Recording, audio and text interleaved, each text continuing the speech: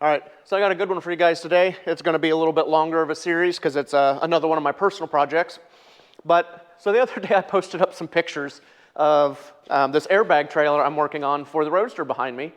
And it pretty much brought 400 grown men to their knees with arguing over how my design is going to fail. So here's essentially what I posted there behind me. It is just a pile of tubing that I bent and cut, just laid on a floor, kind of in the orientation of how I'm going to put it together. So there you can kind of see it behind me. And the tongue is just laying here. You know, it's not miter cut, anything like that. So it's just laying there. And all these people are criticizing how weak it is, it's going to fail, it's going to do all these crazy things. It's going to, come apart with the power of 50 Hiroshimas, and I'm going to end all of humanity and all this crazy stuff, because it's just a pile of tubing laying on the floor.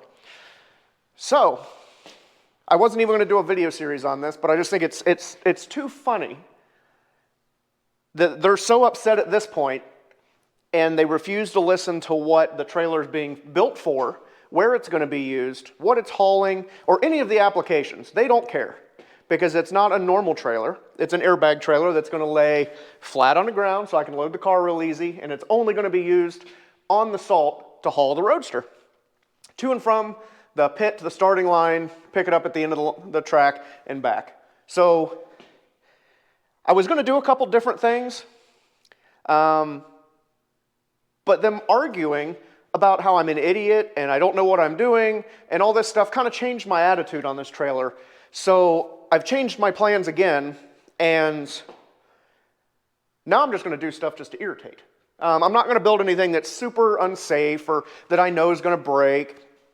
But it kind of changed my plans to where now I just think it's funny. All these guys are so upset and they're so concerned over this pile of tubing laying on the floor, they won't even listen to reason on what the actual plan is for the completed trailer. So as I go through this, I'm going to build it, and then we're going to test it, and we're going to kind of see what happens, and we'll kind of go from there. So kind of the plan is with it just laying here, and they're so upset about this tongue and how weak it is, just sitting on the floor it's weak. It's going to be a single axle, and then well, technically it's not even going to be an axle. It's going to have 2 swing arms on it, airbags, and I'm designing the swing arms, making the swing arms, and they're going to be based on just kind of stuff I drew up in CAD. And the pivots are going to be 6-lug trailer hubs and spindles. So those will be the pivots for the swing arms.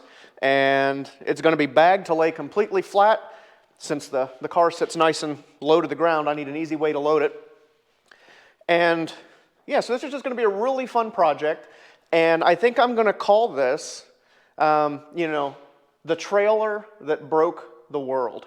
So we'll see what happens with it, and hopefully you guys stay tuned. Like I said, this is going to be a little bit of a longer term video. I've got 5 months to get the trailer done, and I'm not going to just take off customer stuff to knock this trailer out. So it'll be nights and weekends when I have free time in between getting everything on the race car buttoned up, tuned up, ready to go to Bonneville. So hopefully you stay tuned for the trailer series that broke the world.